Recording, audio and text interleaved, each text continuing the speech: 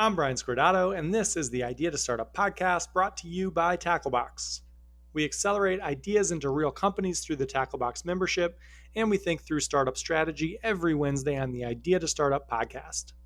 You're here because you're thinking about an idea, or you're ready to launch something, or you already launched something and you're running full steam ahead. We're here to help with the counterintuitive stuff. On to it. Today, we're going to teach you how to start the business you are not quite ready to start. I'm excited for this episode because the core of the advice, start before you're ready, is about as original as singing I Want It That Way at a karaoke bar. But just because neither is original doesn't make either bad. What is bad is how most people deliver that start before you're ready advice. Just telling someone to, quote, start before you're ready is about as useful as telling my 90-pound Bernedoodle Ruby just to speak French. What does start mean? What does ready look like? And how many times do I have to tell you that Ruby struggles with romance languages? 99% of startups fail before they start because the founder never felt confident enough to actually give them a shot. There was a gap between where the potential founder was and where they felt they needed to be to responsibly go after the idea, and they never closed that gap. These perceived gaps kill way more startups than team or founding or competition ever could, and that is why I'm so focused on them. Here they are. First, the knowledge gap. You think you don't know enough about your customer or competitors or all the other gotchas you'd imagine a business can throw at you. Second, the network gap. You don't know investors or developers or salespeople or customers. And third, the product gap. You don't know how to build a product because you've never built a product before, whether physical or digital, and you'd imagine that a product is expensive and hard. You might feel blocked by one of these, or you might feel blocked by all three. What you're almost certainly feeling is that maybe worrying so much about these gaps means that you don't have the temperament to be an entrepreneur in the first place. Isn't it a red flag that you aren't ready to just quit your job and sell your belongings and, quote, burn the boats or whatever dumb phrase is en vogue in the startup world these days? No, because that's a trope and it doesn't actually happen. I've met thousands of entrepreneurs, and the best ones are the most risk averse. They aren't interested in going after things that don't have a chance at working, and they don't have the flexibility to just drop everything. They've got mortgages and loans and kids. Considering these gaps just means you're a real person. It's a good thing. But the best entrepreneurs find ways to not be paralyzed by the gaps. They chase them down and close them, and that is what we'll do today. We will help you build a system to attack those three gaps so that by the end of the episode, not knowing how to build a physical product doesn't scare you. It excites you because you'll see it for what it is, an opportunity for you to run at something uncomfortable that everyone else is going to run away from. And once you navigate it, you'll be on a path competitors cannot follow. As an example, and to keep my skills with a Z sharp, I'll show you how I'd close those gaps for a startup idea I'm excited about. But first, we've got to talk about my sister and turtles. Last week, my sister texted me and said she was grabbing the red eye Friday to come in from California and see the little guy for the weekend. We are in a great little guy vintage. He can run and sort of jump and sing the ABCs. He's only got one joke, but he's surgical with it. If you drop something, he'll wait a beat and then say, uh-oh, which somehow still catches us all off guard. He also does it when strangers drop things. The other day at a restaurant, the waiter dropped a glass and it shattered and the place went silent. And then the little guy waited a beat and said, uh-oh, and man, did it land. He tore the roof off the place. He's not even 2 and it's bigger than any laugh I've ever gotten. Anyway, I tell her these things constantly, so she said she had to come in and see the vintage for herself. My sister is an evolutionary biologist. She got the brains. And when we were walking on a trail with the little guy and Rubes this weekend, she told me a story about a type of turtle that lives in Africa. Apparently, it lays its eggs each year in South America. She said for years it was a mystery for biologists. Why did these turtles swim thousands of miles just to lay their eggs? What was so special about South America? They thought of things like food availability and water temperature and tides and every other variable, but they were stumped. What the heck was worth swimming across the Atlantic Ocean for? Then someone figured it out. Nothing. That was the answer. Absolutely nothing was worth swimming across the Atlantic Ocean for. Millions of years ago, the Atlantic Ocean wasn't an ocean. It was more like a river. And for whatever reason, the turtles lived on one side of that river and laid their eggs on the other. This is actually pretty common animal practice. And then, very slowly, as the continent shifted, that river grew. In the short term, for each turtle generation, that growth was imperceptible. But in the long term, the river turned into an ocean. And now turtles spend the majority of their lives swimming back and forth across it, all because their ancestors liked laying eggs on one side of a small river more than they liked laying eggs on the other. And no turtle noticed, and the river became an ocean. There are two ways to think about that turtle story, and they're both helpful for today. First, that everything takes time. Your progress can compound if you make small, continuous, sustained progress. And yeah, that's a great lesson. But the second lesson is more important and less intuitive. Your startup will depend on you figuring out what the heck you're currently swimming across the ocean for. What are the things in your life that have edged their way in and expanded and potentially taken over your life, like water sneaking into a crack in pavement and then freezing? I'm telling you this story to kick off the podcast because whenever I talk about adding anything to your life, and we're going to add habits today that'll help you close gaps, it's irresponsible to do that without first talking about removing stuff. It's unrealistic to think you've got a free hour here or there to start doing some of the stuff we'll talk about today. Everyone is a goldfish. Our lives have grown to the size of our tanks. But reframe things a bit. What's your journey across the ocean? What are the things you do every day just because you did them yesterday? The things that take a bit more time and a bit more mind share, and then all of a sudden, your whole life is spent preparing for and crossing an ocean. To really start the business you aren't quite ready for, the biggest prep is clearing space in your life for it. To add, you've got to remove. Questioning your long-held beliefs is a huge part of being an entrepreneur. And now, let's talk about closing gaps. After a little smooth jazz. If you've got a startup idea and a full-time job and want to test out the former before you leave the latter, come and work with us. Apply at gettacklebox.com. Over 400 startups have tested and built ideas through our program, and those businesses are now collectively worth over $1 billion.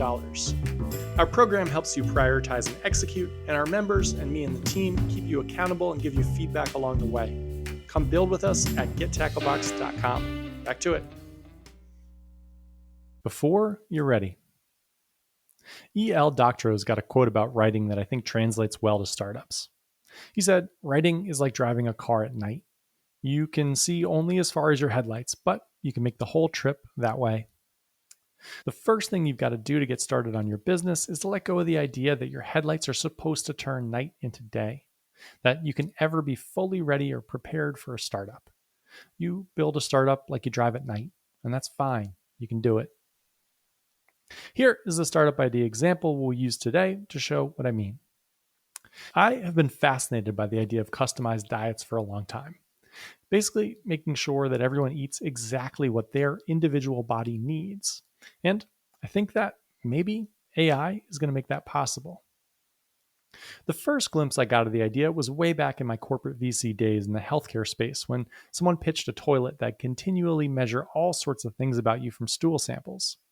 It could assess gastrointestinal health through continuous measurement of the composition of your gut bacteria.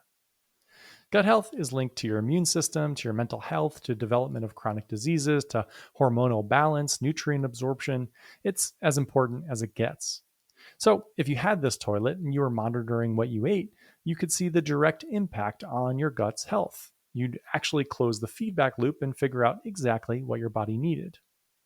I think the toilet cost something like $100,000 and it was never viable for commercial use, but I remember the founder talking about how different people's guts are during his pitch. For some people, a vegan diet was great for their gut bacteria and meat wreaked havoc. For others, mixing in dairy and meat led to the healthiest gut biome they could have. It always blew me away that people just didn't know. You go through your whole life not knowing what food would make you feel the best and be the healthiest. So that is the idea for today. I don't really know what's tying it together yet, and I don't know if it's going to be a business or what. It's likely way more loosely formed than any idea you've probably got, but I thought that was important. The earlier you start, the better. Systems for curiosity compound like that swimming turtle, but in a good way. So, my thesis is that there's something we can use AI for now, probably, plus some sort of off the shelf testing tool, maybe, to help people learn more about their optimal diet. The one that'll make them feel good and reduce their chance of serious disease. There are a lot of gaps in my thinking, so let's attack them. Whenever I'm starting to explore a new idea like this, I always fire up a new Notion tab. I've got a template for new ideas with questions and frameworks and stuff. I'm figuring out how to release this as a product at some point, but for now, you'll have to visualize it, which I know is the best use case for a podcast. At the top of the doc is a big question. What needs to be true for this to work? For the perfect diet idea, I need to be able to easily and accurately collect health data like gut biome or blood sugar or something else useful. I need to be right that changes in diet do actually lead to changes in gut health.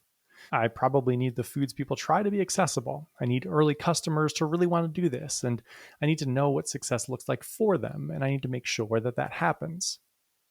If you're stuck on finding assumptions, hop into ChatGPT and write out your idea and then ask what assumptions you're making.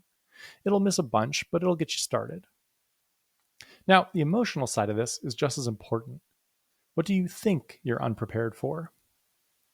For me, I want to know a bunch more about the connection between the tests and gut health and how people feel. I also want to know the link to performance. Will it be obvious that the optimal diet is actually working? Because if not, I don't think a business is going to work here. Are people going to lose weight, or are they going to perform better on tests, or are they going to be stronger or faster, or are they going to sleep better? What type of success is even possible? Writing down all your assumptions and what you like to learn will make everything feel a bit more accessible. It'll give you some momentum. And it's likely that each of your assumptions are going to fall into one of our three big gap buckets: the knowledge gap, the network gap, and the product gap. So let's get to them. Shrinking the knowledge gap. The knowledge gap is my favorite of all the gaps. It's maybe weird to have a favorite gap, but I do, and it's my show, so I'm allowed. The reason it's my favorite is that the knowledge gap has the most potential and the lowest hanging unique fruit. There are just juicy, ripe watermelons at shoulder level all over the place, but everyone assumes for some reason that they're out of reach. Not us. You have access to every bit of information you need to start just about any business. You just need to know how to gather it. The first method, my favorite method, is what we call the expert interview. We want to reach out to experts in the field we're trying to jump into and hear their experience on the problem we're looking to solve. I did this the other day. I've wanted to write a novel since I was 25 or so, and as I've started to get more serious about it, I've started to apply my Tacklebox methods to it. Since I've never written a novel, I'm deep in the expert interview part of the process, reaching out to learn from authors that have written my favorite novels, publishers and editors who worked on those novels, authors who left careers in their 30s and 40s to pursue writing, and on and on. At the start of this, my subconscious jumped in and tried to jam me up. Why the heck would famous authors want to talk to you? What could you even ask them? What could they even say that'd be valuable? But I'm used to these internal protests by now, and they're just my deep-seated fear of being uncomfortable, so I ignore them. First, I emailed the author of my favorite novel of all time and the exact type of novel I'd like to write: Big Fish. I spent easily 30 minutes on the email and came up with a few questions I'd love to hear his opinion on. A few hours later, his response came through. It was way more helpful than I could have predicted, and we're going to stay in touch. I followed with 9 more emails to authors of books I love. 4 have responded so far. 20 emails to editors and publishers led to 18 responses, likely because this could be a path to a paying customer, but still, it's a good response rate. This might surprise you, but it shouldn't. A well-crafted email with a question or two that makes it clear you chose this person for a reason gets answered. I've asked about process, about books to read, about publishing versus self-publishing, about a career as a writer and doing it on the side, and I've gotten unbelievable answers. Each email was different and specific and definitely took time, probably 20 to 30 minutes each. But the math is wildly in favor of this type of approach. 4.5 hours of effort led to a mini board of experts and momentum.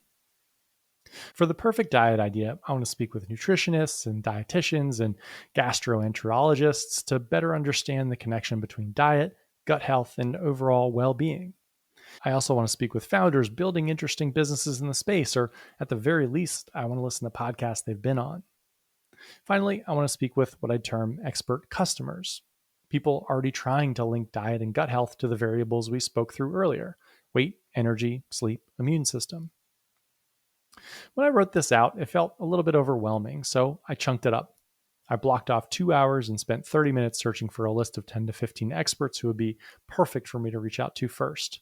Then I spent an hour sending through a thoughtful email to each. Finally, I spent 30 minutes building my library, podcasts to listen to on the subject, and articles that I should read. As always, I finished with an email to 25 close friends, BCC'd, asking them if they knew anyone in the space they could introduce me to. This was 2 weeks ago, and I've had 8 calls come from it: 5 from the cold outreach and 3 from network intros. Knowledge gap closing. Shrinking the network gap. The best way to shrink your network gap is to try and shrink the knowledge gap first, so we actually don't need to do a ton of work here. As you build out an expert network, figure out where those people congregate in person and online, and make sure you're there. There's a book I love by Stephen Pressfield called Put Your Ass Where Your Heart Wants to Be, which I'll put in the show notes, but you'll probably get the gist from the title. Wherever your customer and the experts are, you've got to be there too. 2 conversations with experts led to 2 newsletters dedicated to gut health, a few Reddit threads, about 50 people on Twitter, and 2 podcasts. So I set up my usual system to mine that information and put it into a weekly digest I can check on Sundays. There is one specific and highly effective method I'll mention for the network gap: the monthly newsletter. This is a post you write monthly or every other week early on if you'd like. The basic idea is to outline what you've learned, what you need to learn, and any help you're going to need learning it. As you meet people, you add them to this newsletter list. Keep it brief, always fewer than 200 words, and make it interesting. Use Loom videos if you like, highlight anything particularly ambitious you're up to, and make it obvious what you need help with. If you're asking for intros to a certain type of person, draft out the intro. Remove friction. I get maybe 50 monthly newsletters from alums, and I always read them. It's the easiest way to track momentum and help, and I forward them to people I know all the time. It is a serious organic growth channel. Building your network is about finding where this world you're looking to enter hangs out and inserting yourself there. Then making sure as many people in that world know what you're doing and where you're headed so that they can help, because they will, and you're going to need it. Now, the most interesting one: the product gap. Shrinking the product gap. The product gap is the scariest gap for most people, which makes sense because most people haven't built products before, and products seem expensive and generally intimidating. They're a black box. So, how do you get started on solving a problem if you aren't certain you'll be able to build the solution, either because it's too expensive or too complex? Well, you remember 3 things about products.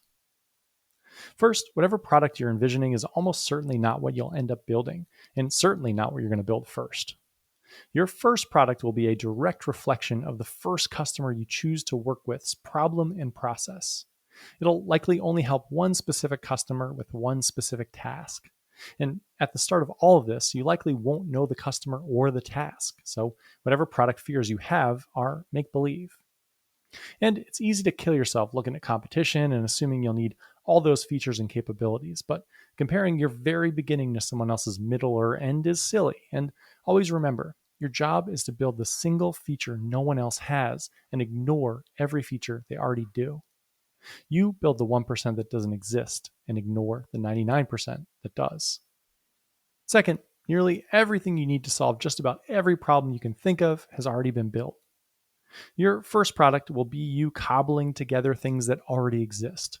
And the cobbling tools, things like Notion and Zapier, are incredible, and the tech you'll be cobbling is cheap. You are capable of way more than you'd imagine with just a Notion account, a Zapier account, and some YouTube tutorials. And it's going to be fun. Third, we're going to stack the whole product deck in your favor. We are looking for a customer that is already heavily invested in the product you make working. This isn't going to be someone skeptical. This is going to be someone on mile 25 of a marathon whose shoe just broke, and they hobble off to the side of the race and boom, there you are selling shoes in their size. If we do our job right, and we will, the bar for your first product is going to be exceptionally low. Your shoe on the 25th mile can be 20-year-old tech. If it gets the runner across the finish line, it's going to be a huge success. The hard part is finding the race and positioning ourselves on that 25th mile, which has nothing to do with product building. So, how do we start? With the race and with the shoe. We need to find the 25th mile and we need to find our runner, which brings us to our product method, the knowledge spectrum. I think of all customers as being on a spectrum. On the far left of the spectrum are people who, using today's idea as an example, have never heard of gut health. On the far right are people who already have a fully functioning system that monitors their gut, and because of that, they've optimized their diet. When we choose the first customers we'll build for, we start at the far right, where those customers that have it all figured out are, and we move as little as we possibly can to the left of them, to the folks on the 25th mile of their marathon. Then we figure out what their equivalent of a broken shoe is, and we fix it. And that is how your product becomes manageable. When you learn that whatever you're building just needs to solve a very small problem for a very motivated customer that'll unlock a very big result. This insight is going to come from the two categories above, knowledge and network. Focus with a product is going to be your differentiator. It is so incredibly rare to be focused that if you can do it, it'll be endlessly attractive to your customer. And that becomes the solution to the product gap. Focus. The end. Action reduces fear. I don't cook enough to use bad ingredients. Last week, I made my famous gluten-free lasagna for a friend who just had a kid and another friend who's about to have one. I went to the Italian grocery in my neighborhood that's got the really good ricotta and mozzarella and parmesan, which all my Italian relatives call rigat and mozzarella and parmesan, but I just can't pull it off. I think it's the blonde hair. Anyway, I got grass-fed beef and expensive tomatoes for the bolognese. I got the gluten-free noodles from Italy. I got fresh parsley and fresh basil, and the lasagna was really good. Great ingredients overwhelm my mediocre skill. I'm comforted by the good ingredients because I'm not confident as a chef. I don't take risks. I wait until I have good ingredients before I cook. Building a successful startup is about confidence, about finding a customer and leaning into them, about speaking with lots of people and pulling something unique out of them and acting on it. And confidence requires reps. You can't just wait for the great ingredients. And that is why I love this system so much. That is why I love starting way before you're ready. Because that action reduces the fear and increases the reps and gives you a shot to be a great chef. To not wait until you can have perfect ingredients to cook, because you're never going to get them. Definitely not in the startup world. You'll never have the perfect scenario. You'll never have all green lights. You've got to cook with what you've got. And if you follow the system we just talked through, that is plenty. Action reduces fear.